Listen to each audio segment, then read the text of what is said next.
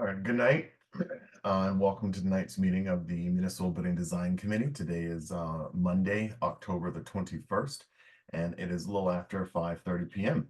In accordance with the requirements of the open meeting law, please be advised that this meeting is being recorded and will be broadcast over the Lunenburg Public Access channel. The recording of this meeting will be available to the Lunenburg Public Access YouTube channel within 24 hours. The agenda lists all the topics which may be discussed at the meeting and are those reasonably anticipated by the chair. Votes may be taken as a result of these discussions. Not all items listed may in fact be discussed, and other items not listed may also be brought up for discussion to the extent permitted by the open meeting law. Public participation is encouraged, and public comments may be welcomed during committee member discussions at the discretion of the chair, which discretion is usually exercised very liberally to encourage the public to participate. So I see for roll call purposes or attendance purposes, we have Mr. Tom Gray. I am here, Michael Ray Jeffries. We have Brian Leighton. We have Matt Allison. We have Christina Masitis. And also we have Tony Scullenbrini from the APDC joining us. We have Chris Ruth joining us. And then I see we have a caller, I believe it's Ms. Lizio. Do we have any public comments this evening from the board? All right, do we have any public comments from our APDC representative? No. All right, and any public comments from the public?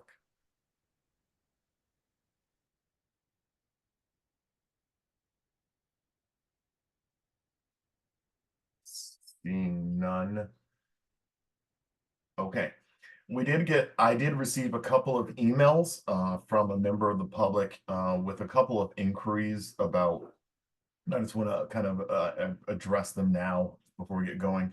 The first was related to, well, I think they're both kind of in the same vein, but the comment was really related to the RFP and noting that, we're an advisory board body for the select board, and kind of just questioning about the process of how the RFP was issued.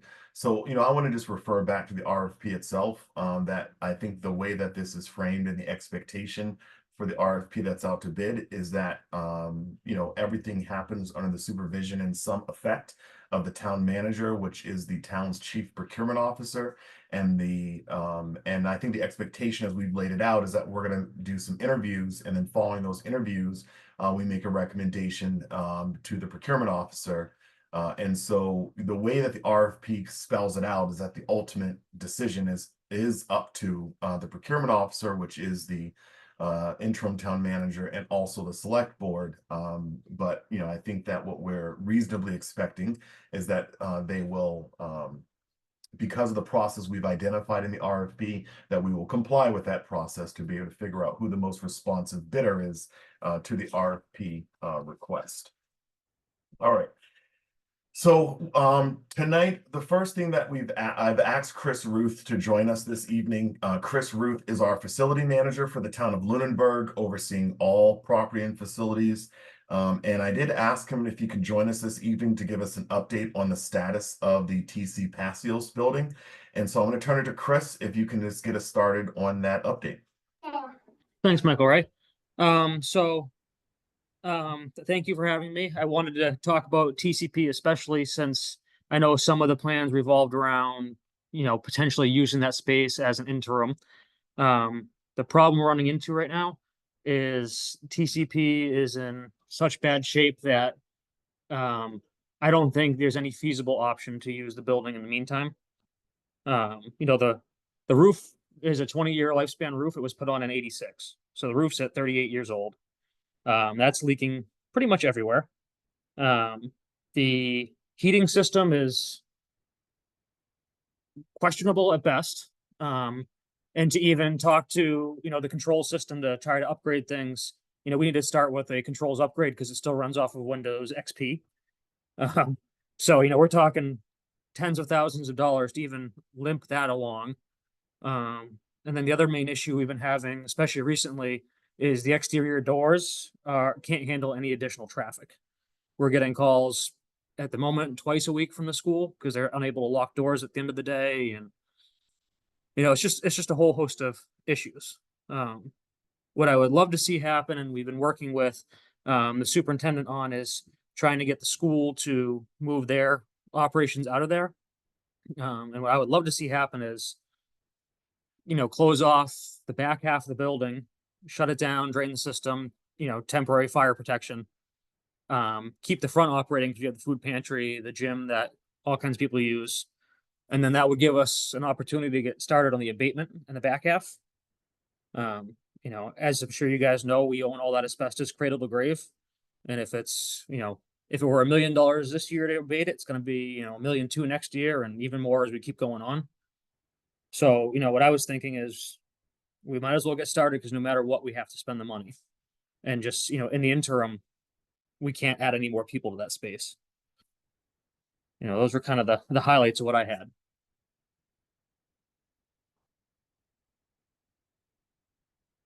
I think you're muted again. I keep hitting the mute button here. Chris, I'm going to turn to the members of the board to see if they have any questions for you on that update. Yeah, of course. I guess my question would be, this is Brian Leighton. If we were planning to use that space as we redesigned the Ritter building and the town hall, are there other options for those offices to go while we're renovating the Ritter or the town hall? Really at the moment, we don't have any space. My recommendation would be to, if there's still talk of doing an annex for a Ritter building, I think the idea would be build that first, move whoever's going to be in there into that space. So we're not relocating, employees multiple times and confusing the public. I lived in town for 6 years before I knew what the Ritter building was. So some people don't really know where to go. And we don't have any great options at the moment besides that. Thank you. All right, Mr. Gray, Mr. Allison, Christina, Ms. Masidas, any other questions that Mr. Scullin-Brini, any other comments, questions anyone has? I thought we had a warrant to spend some money on the repair of the roof from last fall's meeting. Am I dreaming that was something that we discussed and voted on? Yeah, so Chris, we'll go to you for this question. So there was $300,000 that was, I believe, approved in part of the capital plan to repair or replace the center portion of the building's roof. Do you have any information on that? So that's correct. So we got the money, and then after that, we had some conversations with the school about whether they were capable of moving into their other buildings. And what we heard was it wouldn't be easy, but they can do it. So, at that point, we kind of put a hold on spending the money on the roof just because, I just can't imagine spending money on a section that we may tear down at some point. So at the moment, that money is just on hold until we've got a little bit of direction here.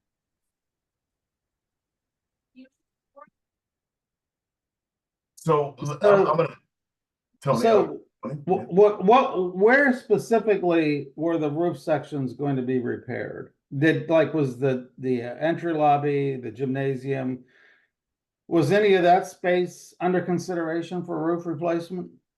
So originally, those places we were not doing. It was kind of a central hallway where the superintendent's office was. The ACE program is in that hallway. I think the curriculum office and public access TV was, but the leaks in their office were so bad that we've relocated them inside the building already. And, if the school can move out, we'd be patching a roof over a section that wouldn't be used. I would think we would take that money and go over the cafeteria, the gym, the main entrance. Because, at least the plans I heard, we were always thinking about saving those areas. What's the condition of the roof on those areas, Chris? It's equally as bad in all of it. The original tar and gravel roof is underneath the rubber that was put on 38 years ago. And luckily, the test we performed, most of the roof isn't hot. It's just some caulking around the windows. But we get a leak in the roof and it's 100 feet away. Chris, when you use terminology like hot, I know what that means, but can you just explain what that means? Yep. So it's the vast majority of the roof does not have asbestos in it. Well, that's good news.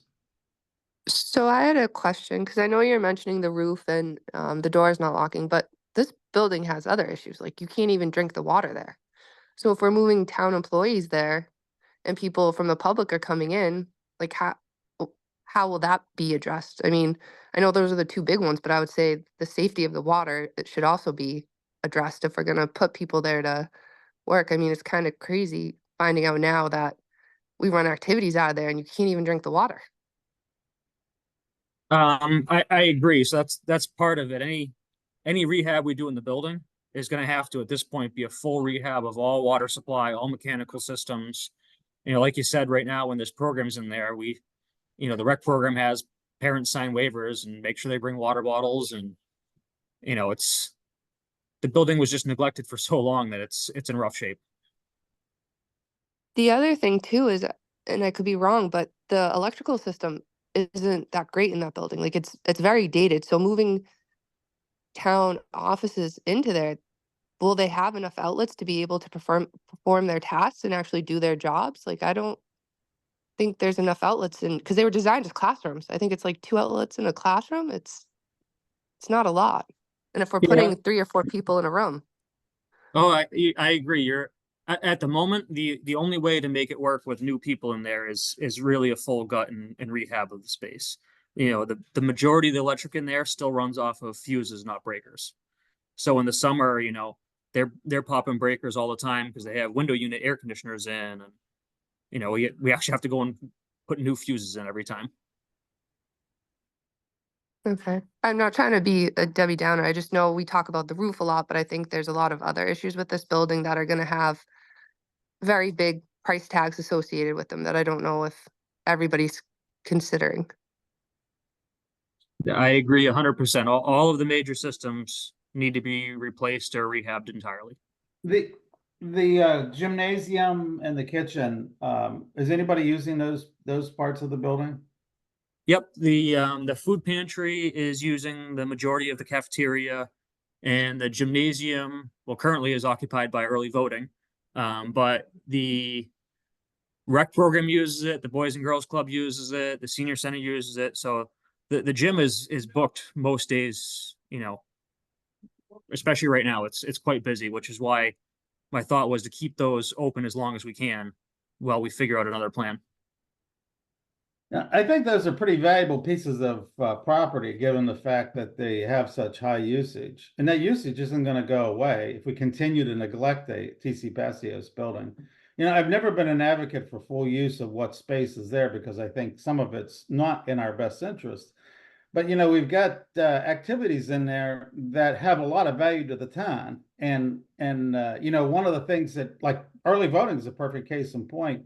We used to use the old church building, but that's no longer available. So we would have to figure out where to let voters vote. And of course that's going to be a huge issue on election day. And I don't think we can use school buildings as effectively as we could use that gymnasium. And then the gymnasiums, available for use as it has been for things like the Girls and Boys Club. I mean, I understand that we have a building that is in need of repair. That's because the town never does maintenance. The first step to preserving a building is to do maintenance. So I think that, while we certainly have some things that are wrong with that building, there's still components of that building that have value to this town. And if we would maintain those components, we would have something that the town could use for many more years to come. I always sense this conversation of, oh, everything's really bad in the building, we need to tear it down. I always approach that with a sense of skepticism because I spent a greater part of my career working on buildings that were old and making sure that they were well preserved and maintained so that you didn't have to build brand new buildings. Now, I don't disagree with the concept that we would do an annex first and then move people into the annex, and then, wherever they're coming from, that would give us the opportunity to have some staging space. But we'd have to look at whether we would have enough staging space with the annex and that relocation. That's all I'm gonna say about it. I just, I think there's some value to the TC Passios building. I am disappointed that we're not spending dollars that the town appropriated to maintain that building. At some point in time, we should put a little asterisk around votes that we asked for the community to spend money to say, this may or may not happen. Mr. Allison or Mr. Grady, you guys have any questions, comments on this? And I'll. Okay. So Chris, I'm gonna kind of lean into something that Tony just said.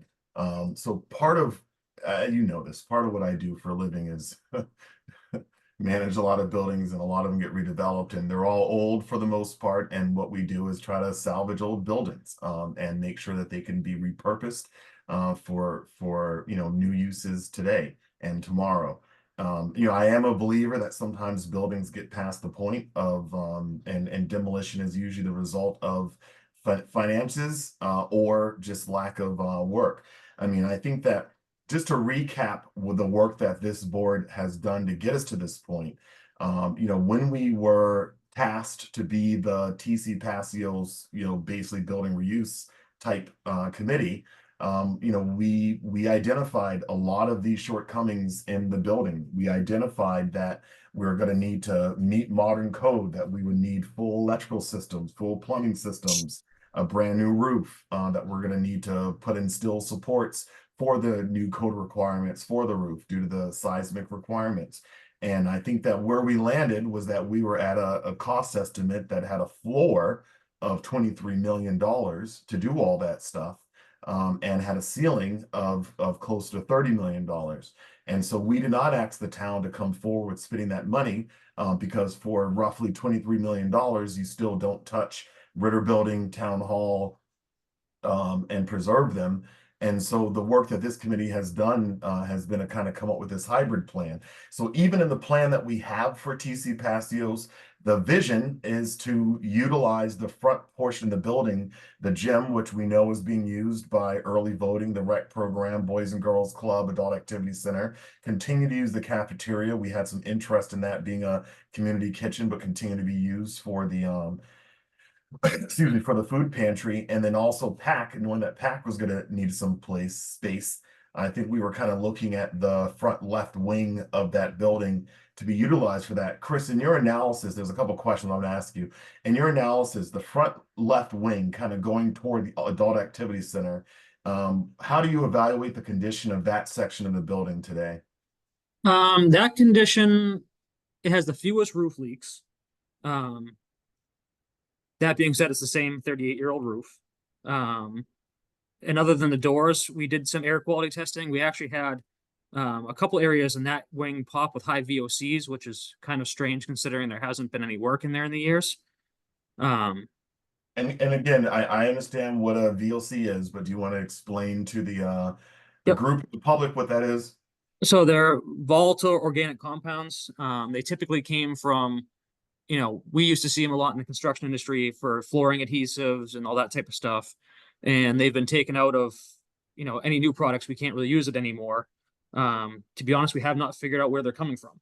It was only in 2 rooms, so we don't know if there was something else in there triggering it. But, and the other thing is, I want to be clear that, to be honest, I don't think we should demolish any portion of the building. I think we should rehab it, and, looking forward to what the school is going to be thinking of Turkey Hill, having that back wing gutted and available for, a quick fit up, in lack of better terms, may eliminate the need for temporary classrooms and all kinds of stuff. I really think the building should stay. It's just, it was neglected for so long that any repair we do at this point would be a capital repair. And almost all of them would trigger ADA rules where we have to bring the whole building up to code. So, my only point really is, I think we should save the building. I think we should maintain it. I agree with what Tony said. It's just, the building is too far gone to have simple maintenance keep it going. It needs major overhauls of all the systems. Like for the heating, the only piece that doesn't need to be replaced is the boiler. The boiler seems to be working great, but every other piece down the line is junk. Yeah. I mean, I don't think, Chris, we can escape the reality, right? That, you know, we've done a lot of work to figure out how to repurpose this building. And again, we were looking at, you know, 23 to $30 million. I mean, 23 million was a number we had several months out from going to town meeting to get a vote. And as we got closer and we had those numbers looked at again, you know, that price tag jumped up to, and I'm saying 30 million as a ceiling, but I believe at the time it was 28 and a half, $29 million is what that estimate was brought up to. And so I think that kind of triggers a policy question of, does the town want to spend $30 million to rehabilitate the building while not touching, knowing that those funds are not going to address Ritter Building, Town Hall, and knowing that that cost starts to box out, you know, our borrowing capacity for other things we need to do, whether it's Marshall Park or Turkey Hill. So, all right. Any other questions related to the update on TC Passios? Just real quickly, my one comment is that it's clear that it's going to cost a lot of money to get TC Passio to be usable again in any stretch, any length of time. And the big concern for me is that we have other priorities. We have we have Turkey Hill, we have the Ritter Building, we have the Town Hall, which all need a massive influx of cash to expand them, to improve them. And so I don't know if we can do all these things. And that's going to be I think the $64,000 or $64 million question, whatever it is. Can we do all these things? And the answer might be no. Yeah. So we are going to have to recommend a priority, probably. You know, well, we should do these things. And do we do less of that, and then we can do some of this over here? But that's probably where we're gonna be stuck with. Okay. Any final questions for Mr. Ruth, or Mr. Ruth, any final comments? I have a final comment. I guess it would just be that, you know, if we were to get the school to be able to move into their other buildings and close off back section, like I said, the abatement has to get done. There's no way around that. So we could save a little bit of money by doing it now, and we don't necessarily have to fit that space back out. You know, if the building is sealed up tight, there's nothing that can be damaged. You know, we can pick away at chunks of the building, and it also gives a lot more options to people. You know, it's, if you have a big empty space, all of a sudden you can do something with it. So that would be my only comment. All right, and then I see Mr. Scullenbrini has his hand up. My final question for you is the roof work. So, I mean, the voters approved 300 grand to try to preserve some of this buildings to stop the water infiltration. And I think that we did so with the understanding that we didn't have a full comprehensive plan for the full building, but we wanted at least the water infiltration to stop. And what was being identified as like the PAC area, the school area. And what you're suggesting today is that we don't do that. We, you know, I mean, let's being realistic here about how long it takes for us to do, you know, to get the community support to do anything when it comes to buildings that require some form of debt service.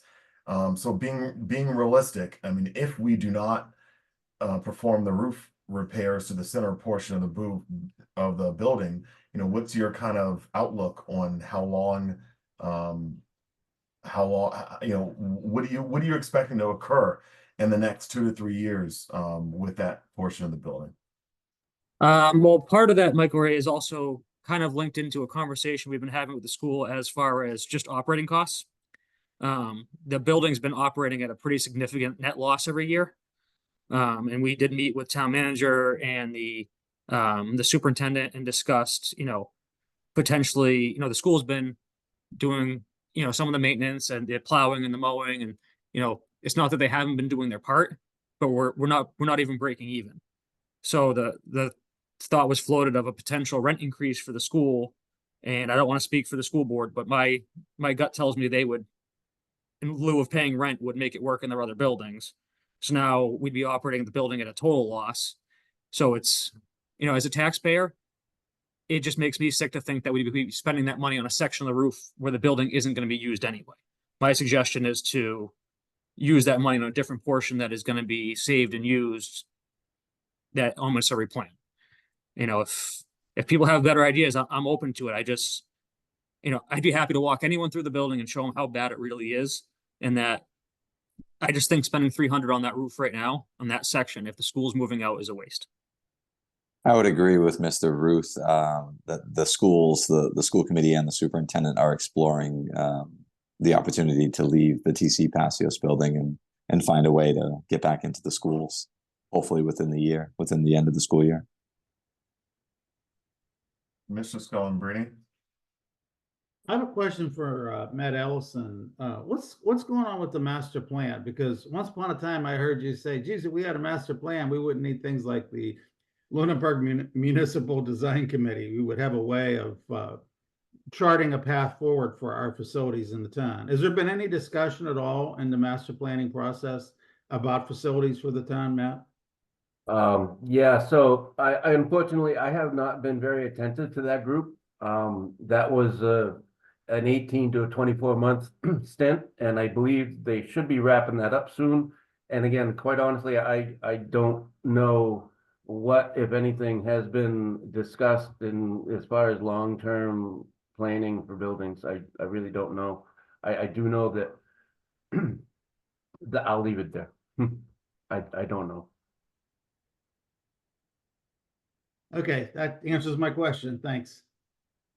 To tag on to Matt and Tony there, one thing that would help greatly, at least on my end, as far as capital planning, would be having some kind of plan, because there's all kinds of projects out there of interior work at Ritter and interior work at Town Hall, and it's tough to plan how to do these projects without wasting any money in the process. It's if we had a good plan, it helps us plan everything else and keep these buildings from getting any worse. Yep. Yep. I mean, I think it's worth noting, Brian, that, and I know that I've had this conversation with you and with members of the school committee, that, we have some really old buildings in town, Town Hall from the early 1800s. That building's about, I believe the structure itself is about 200 years old at this point, and it's been in its current location now for 160 years or so. And I think, we look at the Ritter building built in the early 1900s, and when the municipality has buildings designed for a purpose or utilized for a purpose, I think we've done a decent enough job of keeping them going. I think that as a community, the hardship we have is that when a new building enters the stock, whether it's the old primary school, the TC Passios building, the Brooks House, and enters the stock being transferred from the school committee and school department over to the rest of the municipality. Again, we're all one municipality, but school committee has custody and control of their buildings and property while it's assigned to them. And so there is a bit of a differentiation between the property that's under the care and custody of the school versus the property that's not.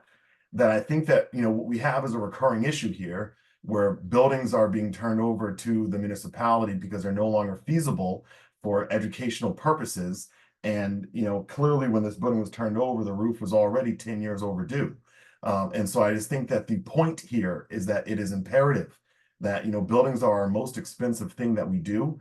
And that, I just want to put my support behind anything we can do to shore up Turkey Hill, which is now our oldest school building, to make sure that at the end of its useful life, for the purposes of education, that it doesn't find itself in a position similar to the other three buildings that have been transferred from the care and custody of the school committee over to the care and custody of the select board and town manager.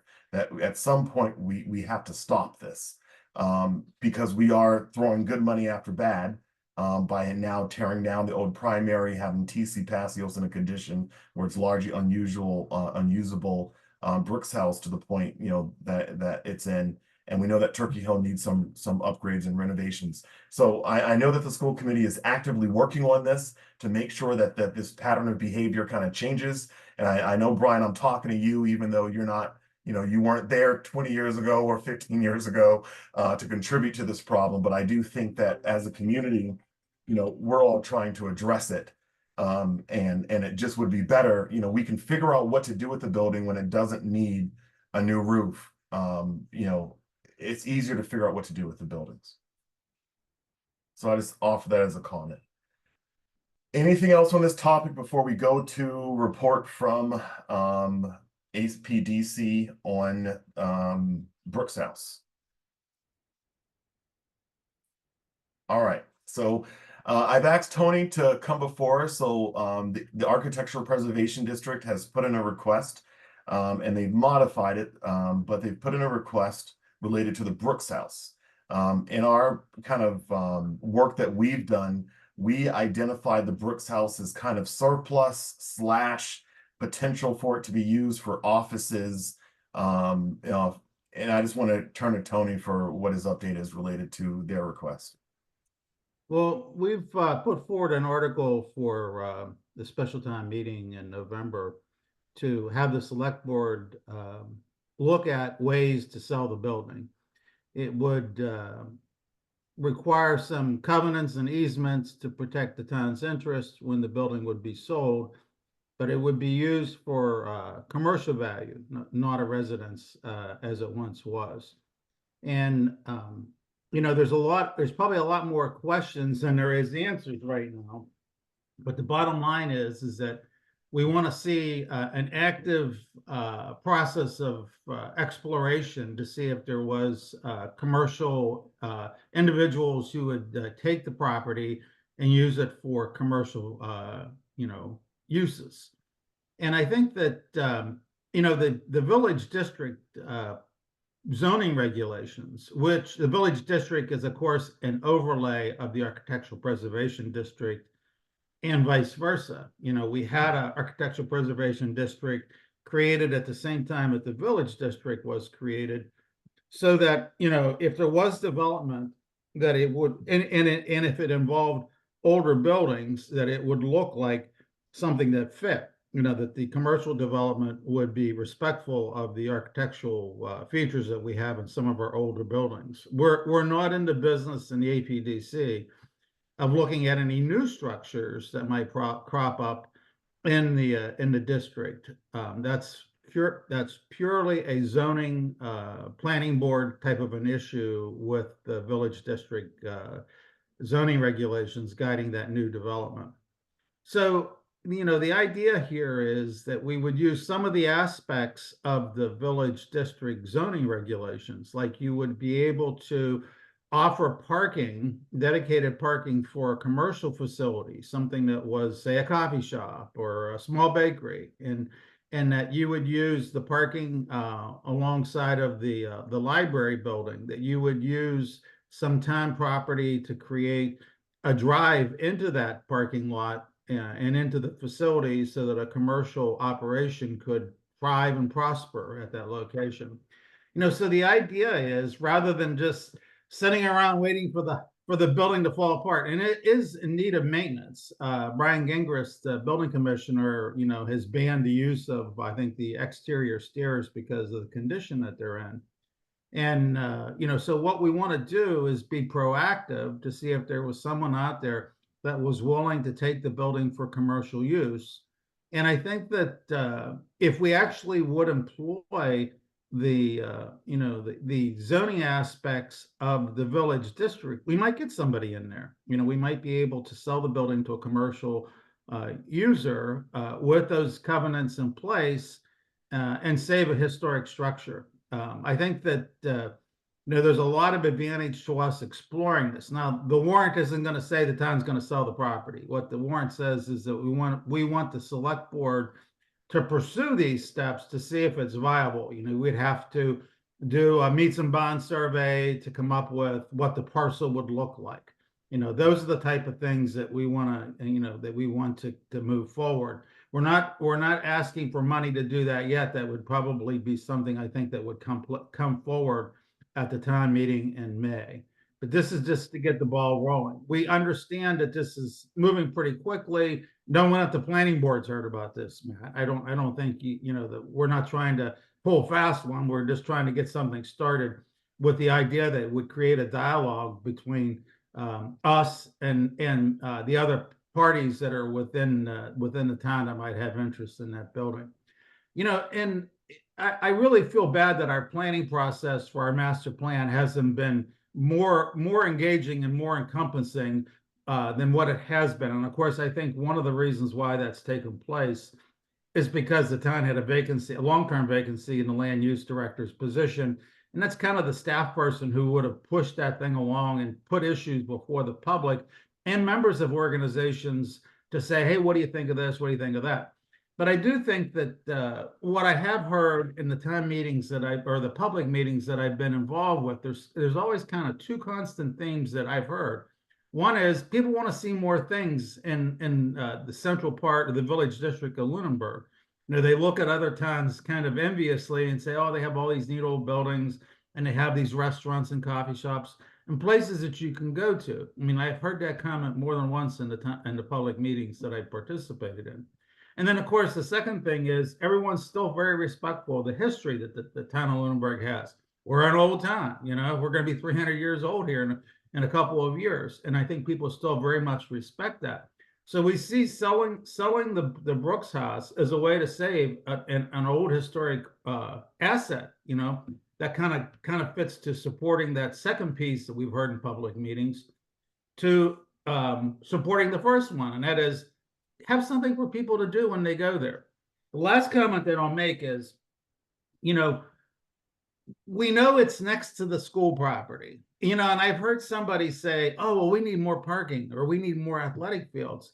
And I think that, you can always make a case for more parking and you can always make a case, for more athletic fields, but that building is there, and it's occupying a piece of property that the town has owned. And I think we got to make something of it, in line with, preserving the town's history and, creating something for people to do. So that's the pitch that we're making. I think we're going to have a lot more discussion. One of the things that I want to do, Matt, is get on the planning board agenda and talk with you all about how this might work best to suit the needs of the planning board. And we need to get before others as well. Thank you for that introduction, Tony. And I want to I'll reserve my comments for later, but just to clarify that as of 2019, town meeting has already authorized the sale of the building, just not the sale of the land. And so based on our charter, the town manager already has authority over the use of town property. So to be clear, the request that you're making is for us to get on with it. And actually do something rather than sitting here and talking about things for multiple years, but to do something. Am I correct in this, Tony? That's correct. And I think that, we have success stories where the town has sold property. The Luther Burbank house is clearly a success story, where that house was owned by the town. And then eventually, it was sold, and the property owner that lives there has done a good job of maintaining it. And more importantly, is paying taxes, which is something that would come from, the sale of the Brooks House. We salvage, we save historic. And Is that me or is that Tony? That's Tony. Okay. All right. So when Tony, you froze on us for a little bit there. So the select board at its meeting tomorrow is going to be making a recommendation on this warrant article, and I think you did a great job summarizing it. I want to report back on the feedback from this board as it relates to that recommendation from the select board. So if we can just kind of go around the horn here, starting with you, Brian. Just your feedback and thoughts on the request, which is to sell the building and potential property of the Brooks House, so that way it could be utilized for commercial value with some covenants to protect the town. Yeah, I think with regards to the Brooks House, I think it was kind of do anything with it, whether it was tear it down, sell it, rent it, lease it. I think as long as we're trying to do something with the building and not having it just sit there, and then have the needs for repairs and costly capital planning projects too. I think anything that we can do to try to keep it occupied would be great, or again, demolished if that's the option too. All right, and a long-term lease, a lease more than 10 years, requires town meeting approval, and a sale, a conveyance also requires town meeting approval. And so the expectation, I think, coming from Tony is that we investigate these things, and there will be an article at a future town meeting, probably preferably the spring, that identifies kind of what that course of action is. Mr. Allison, any thoughts? Yeah, so I mean, I've said it before, I'd be adamantly against selling the property because the TC Paseo already has a very reduced amount of frontage. Certainly there could be something worked off of Memorial Drive, but regardless, that's the front of that old building, and we don't know what we're gonna end up doing with the TCP. But I understand that it could probably limit the reuse potential or the interest in somebody wanting to use it without having any land. Certainly any use would need parking. So I'm at kind of a crossroads there, but again, I'm still very much against selling any land out of that 55-acre parcel. All right, Mr. Gray. Well, from my perspective, there's a lot of questions that I don't know the answer to. It would be a lot of the things about how do you get the parking? You know, can you get a curb cut on 2A? Those, you know, who would be interested in this property? How much? To me, it's an old house, and they don't really rehab well into a commercial unit. At least I don't have a lot of history on it myself, but seeing it is, it's a hard thing to do, and it's expensive. So someone's going to come in there, put a lot of money into the building, and I'm not sure, you know, whether there's somebody out there to do that. But it is something that I think we can look at. And we should see if there is something that makes sense financially, whether it's the APDC can do things to make it more advantageous for a commercial person to come in and do that. But I don't have the information and knowledge to make good judgments on that right now. All right. Chris, I'm going to ask you for your opinion if you're still with us, but Christina? I'm really happy with the work that Tony and that board has done. And I think they bring up really good points. You know, it's just another building on the capital planning that we don't have money to fix. And if we can put it on the market and get some plans on how the parking would work, that'd be great. I mean, I know I'm at the TCP Monday to Thursday for a 9 a.m. drop off. And when pickleball starts, the parking there is really, really tight, but they do have green around them that they could leverage and use to make more parking. So I think for the right tenant, like you mentioned, a coffee shop or, you know, a small bakery or something of that scale, that building would be perfect, and it would drive business into the center of town. And they just did it up on the corner where they refinished that building and a commercial property came in. So I think it's definitely feasible, and I think it would be beneficial for the town in multiple ways. All right. Thank you, Christina. Chris, if you're still with us, do you have any comments or thoughts on this one? Yeah, I support what the APDC is doing with this. You know, on a facility side, we looked at any potential uses for the building. And, you know, the issue we have right now is there would be no ADA access as it sits. So we couldn't move any town offices that have the public coming in. So we've explored a lot of these options, and I think if it gets sold to a private contractor who's no longer beholden to state procurement laws, they can do a lot more with less money than we can. So we support it, and again, it frees up money for the other buildings that desperately need it as well. All right, thanks, Chris. My opinion is first I want to my gut reaction was what Mr. Allison said, which is, you know, concern about dividing up this parcel into multiple parts. However, I do think that there could be a market-based solution on this. You know, my natural concern is that if we turn it into a residence, it becomes like a billboard, It's really hard to have a good neighbor smack dab in the middle of a lot of municipal property. And you know, you can't really control speech, but we really open ourselves up to a lot of lewd and awful speech that we otherwise would want to control, even though we can't. And so I think that there's a need to have covenants here on this property and to put restrictions on some of the usage. And I generally do not like to have by parcel zoning. I just am averse to that idea. But I do know that with property sales, that it is normal to not necessarily do a by property zoning, but to have certain covenants or deed restrictions. So I think that with that in mind, I do believe that a market-based solution is going to be the most cost-effective path ahead. And so generally, I do support the request that for APDC to kind of push the select board on this issue.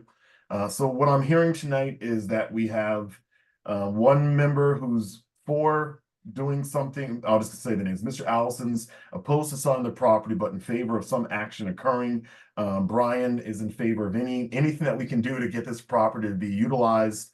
And Mr. Gray has some concerns about parking. What is the value to the market if it's even there? You know, concerns about whether or not old homes rehab well into commercial spaces. But otherwise, if possible, I think sounded supportive. Christina supported a market-based solution. Chris Ruth seemed to support a market-based solution. So I think in general, the overwhelming, and I supported a market-based solution with covenants. So I think in general, what I'm hearing is that we are generally supportive with some questions that can be ironed out through the select board and town manager process. Is that a fair summary? Okay. Thank you, Tony. You're welcome. All right. And then the last kind of major thing on our agenda today is we have the RFP that's published and we got some questions. And so we need to be able to respond to those questions by Thursday. And so let me just pull them up here. And I got multiple windows open, so I know I have them ready somewhere. All right. All right. So as part of the RFP process, people who receive the plans, they're known as plan holders. They can submit inquiries, and then we have the date to get back to them on their questions. So all questions are due by this Thursday. And the intent is to get back to all the plan holders. At this point, I believe we have about 13 companies that have requested these documents. So that's working in our favor here. And so the first question is a site visit going to be scheduled? Can interested parties visit the buildings? I believe the answer here is no, that we did not put a site visit in the schedule, but I think what this question highlights is that we need to distribute floor plans of Town Hall and Ritter building. And so that's my reaction to this, is that we should distribute floor plans of Town Hall and Ritter. Any other thoughts on how we should respond to, is a site visit going to be scheduled, and can interested parties visit the building?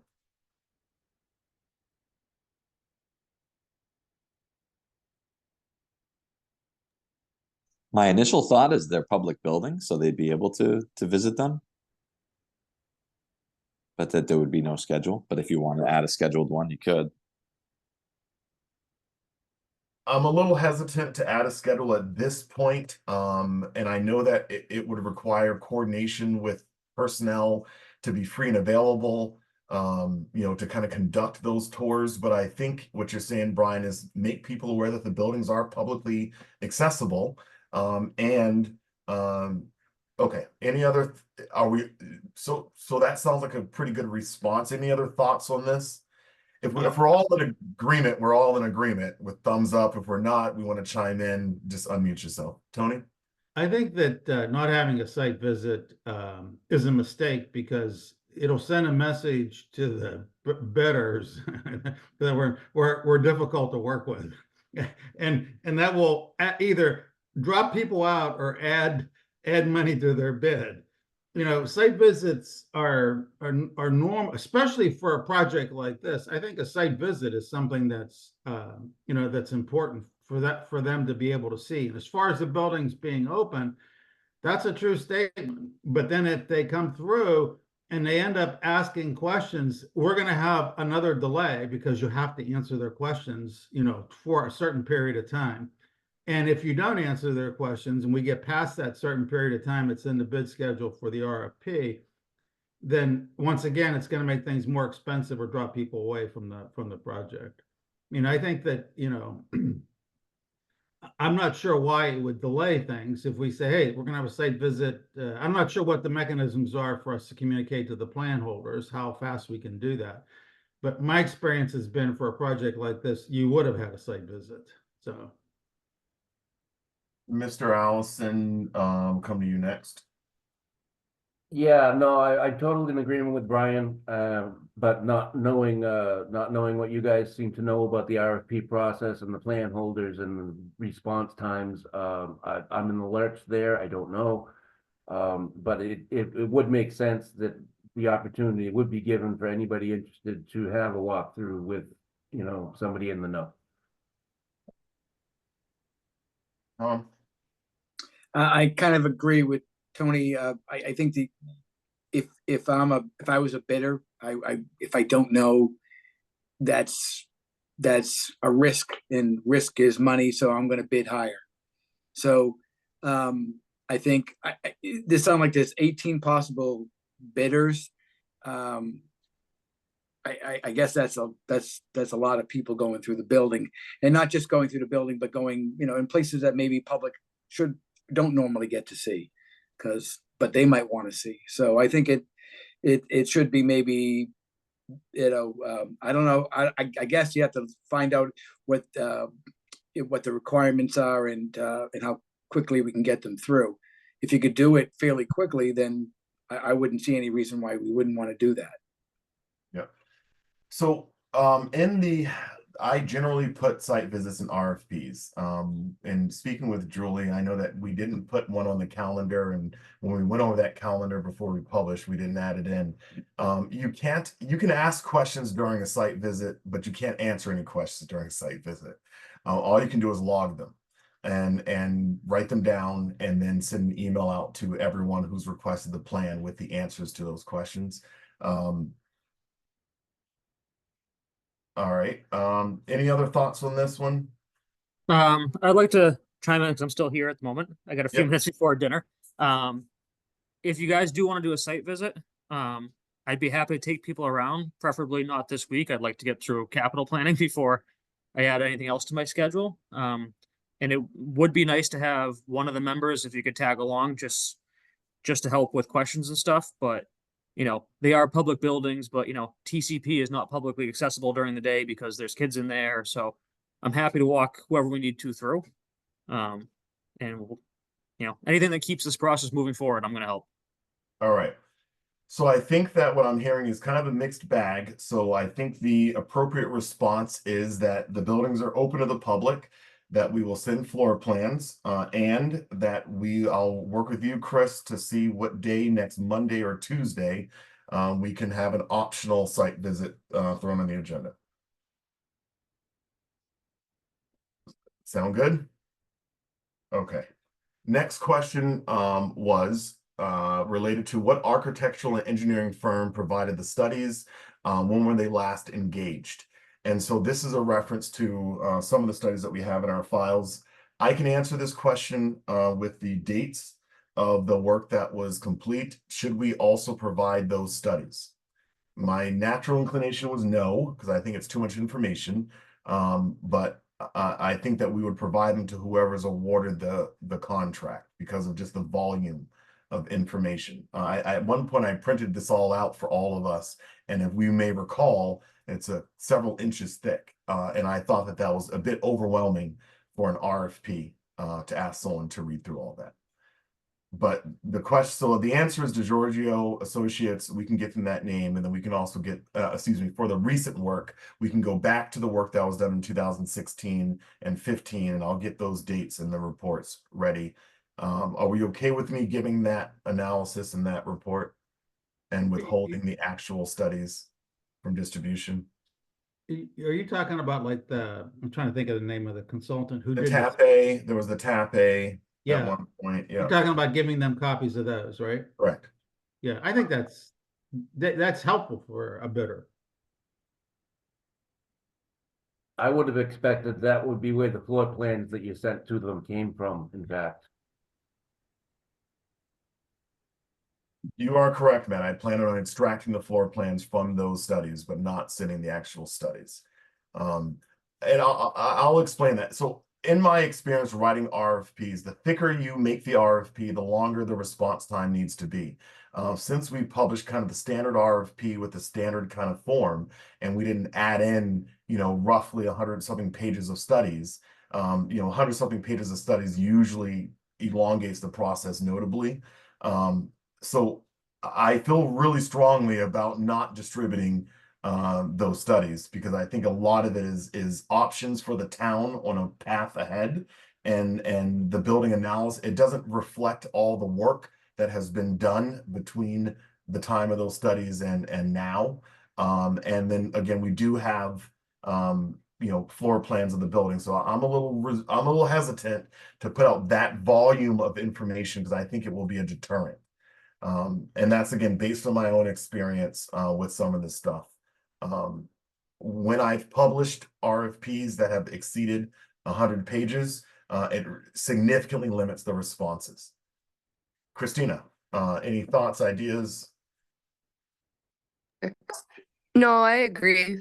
Just echoing what you were saying. Sorry, I gave a thumbs up. I think that Okay. we've done work and stuff has changed, so it's just gonna be too much and misinformation. All right, any other thoughts? I know Brian has to jump here soon. Any other thoughts? I agree. Okay. All right. The third question was a request for a plan holders list. That's a pretty standard request. The town usually complies and provides it. So Julie's going to be able to answer that one. So the next one says section 3.1, item 3. And if we go into the RFP, and I will need to share my screen now for this. So let me get back into the Zoom meeting so I can share. Oh.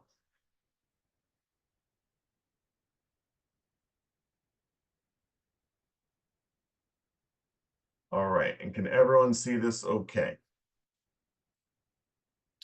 All right, and so what the request is it's noting, and let me just slide my folders over here because I have a busy desktop right now.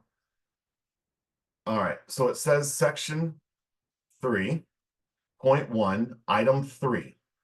Request 3 projects in the 10 to $20 million range within the last 7 years. And then we have a discrepancy in section 4 and part B, which says 5. And let me find where that's at. Within the past 5 years. And so the question is, which one is correct? The 5 years or the 7 years? Which we noted here. I recall that the 7 years was correct, but I just wanted to confirm with everyone else. So again, has a firm designed a minimum of 3 products of similar scope in the range of $10 to $20 million in the last 7 years.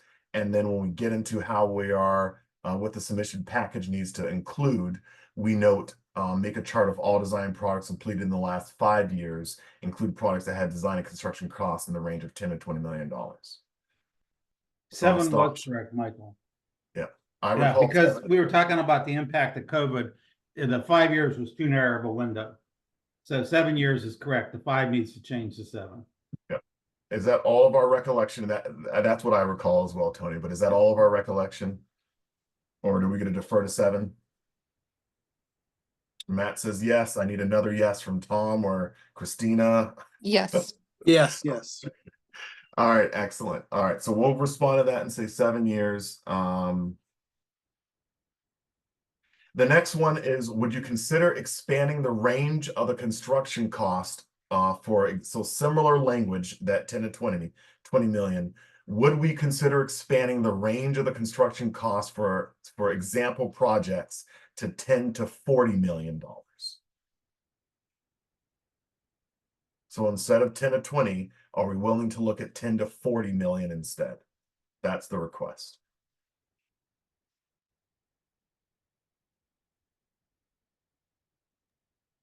maybe you can explain a little bit of what that difference might look like, Michael Ray?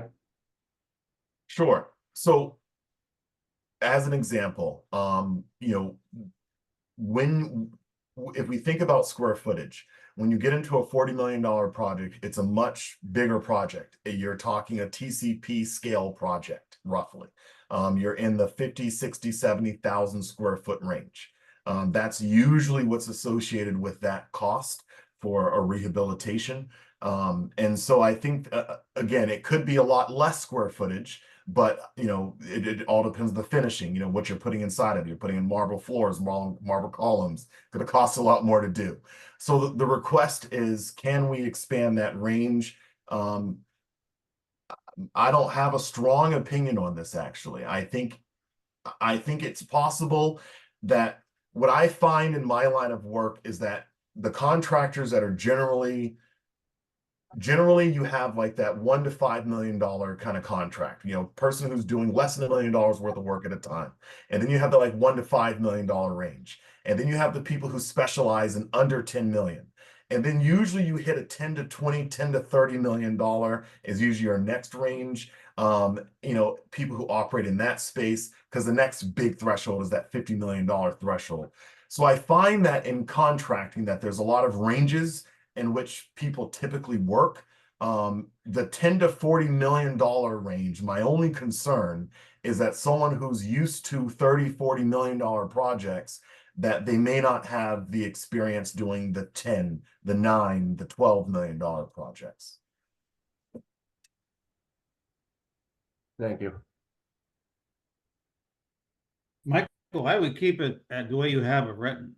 One of the reasons why they might have asked that question was to kind of cloud and create some fog about the RFP in an effort to kick the can down the road as to when the RFP was going to be closed.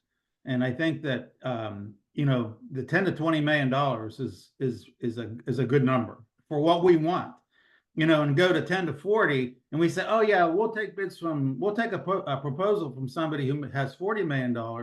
And then someone who had looked at the solicitation said, well, we do $40 million projects. They didn't want to talk to us. Now they do. I would leave it the way it is, because I think, you could create some, like I said, create some fog about when this RFP will actually close. Yep. Any other thoughts on this? Right now, we don't have a strong argument to change, so we're keeping it the same. But any other strong thoughts? All right. Sounds like we're in agreement to keep it the same. All right. The sixth question was asking about minority and women-owned businesses, if we have participation goals for this project. We did not put in any kind of requirements for what percentage of the subcontractors need to be minority-owned or veteran-owned or female-owned businesses. And I don't suggest that we make any of those changes now. Are we all in agreement on that? All right, Matt says yes. I say yes. I need Yes. yes. Yes. One more. Okay. Yep. All right, and then the last question, and it's a little bit harder to explain because it's a very technical question in the law, but I'll read the question to you, and well, I'll read you the question, then I'll explain to you what Julie and I talked about. The question says, Mass General Law, Chapter 7C describes the process for procuring designer services for municipal projects. Subsection 50B and 54A2 describe the process for fee negotiations with the selected designer for negotiated fees. The fee proposal stage is described as taking place after a designer has been selected and starting with the top ranked designer only. Please considering removing the requirement for a fee proposal as part of the RFQ response procedure for this round of submissions and requesting a fee proposal from the top ranked designer only upon selection. So what that means is in this RFP, and I think that this was something that I didn't catch and Julie didn't catch, it was an error. There was a section in here that erroneously referred to basically in the design selection process, you can hire a contract, well, not really a contract, but someone to oversee the whole thing. And we had some language in here that was borrowed from the Marshall Park project. And it was a small section, but it should not have been included.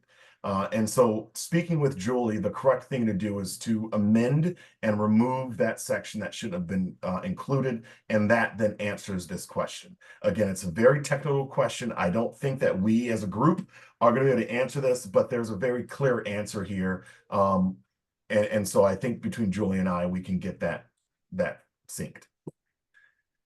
All right. Michael Ray? Yes. What does that mean about when do we actually get to talk about what they're gonna charge us?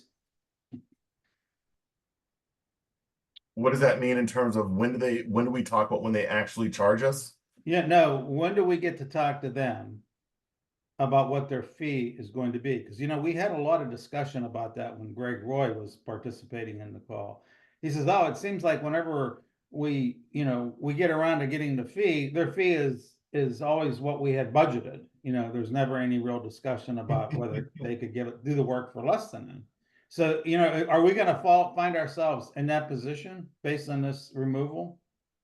So the way when I spoke to Julie, I want to make sure we get our wording correctly on this. We're already asking the vendors to provide two proposals, a proposal with cost, and then their actual proposal, and that we won't look at the cost until we make a determination on who is our highest ranked person.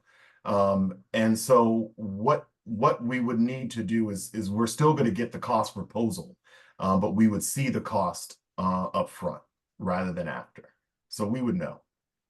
Michael Ray, can you send me those sections that they're, I want to familiarize myself with the procurement law for hiring AEs. Can you send that question to me separately? I can. Okay, thanks. Let me just make a note. And before Julie and I make this change, we're going to meet again tomorrow. We will identify the exact section and the exact language change to correct the error, because again, it's a technical error in form. And I'll send it out to everyone too.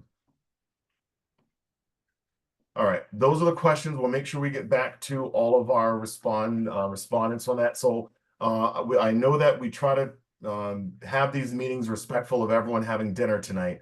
So the last thing on our agenda is special town meeting warrant article. So the intent right now is for us to provide a update article on where we're at in the process. So given when the town meeting is going to occur, by that point, we likely should have someone selected. And so I can start working on what that brief draft presentation to the town at town meeting is going to be. But the real question and that's what I refer to as a community update. I've also asked the finance committee to meet with them on the 24th of October to begin the process of socializing this again. So, excuse me, because we did have a bit of a break here, I think it's important, and I think we've heard other comments, that it's important for us to come before a lot of boards and committees and just re-engage essentially. So I've called out finance committee, select board updates, and community updates. So I can take the point on those three.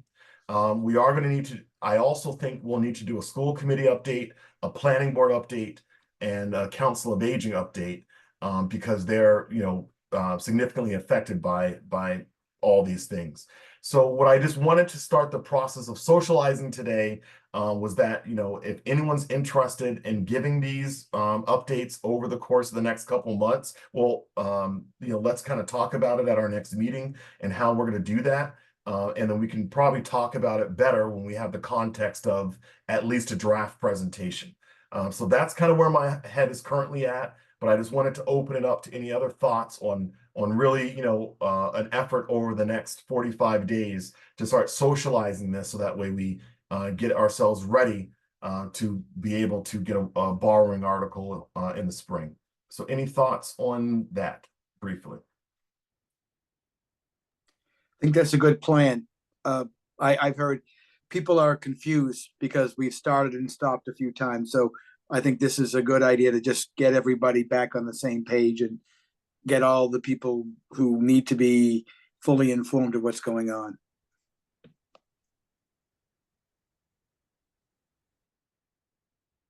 Okay, any other thoughts, Christina, Chris, Tony, Matt? Nope. All right.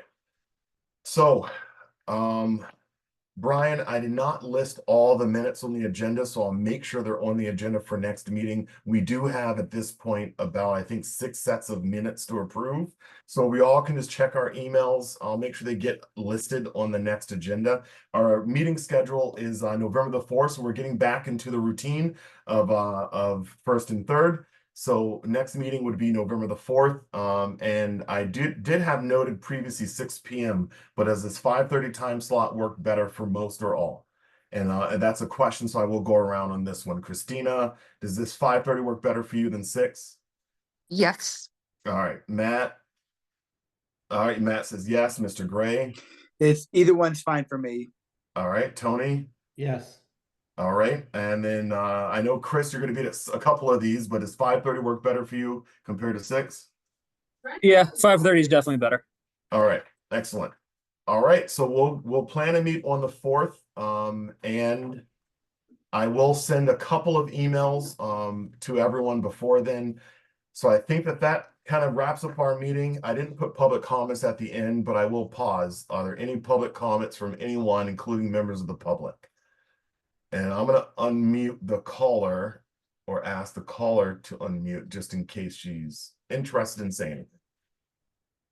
But anyone else want to jump in here with a public comment? All right. I don't see the caller unmuting. Is there a motion to adjourn? So moved. It's going to be a roll call vote. Is there a second? Second. All right. It's going to be a roll call vote. Christina, Aye. Matt, Aye. Tom, Aye. and an I for my, we usually ask Tony as well. Tony, Aye. and an I for myself. All right. Thank you all. And we will meet again on the 4th and have a wonderful evening. And we'll chit chat soon. Thank you. Bye. Thank you.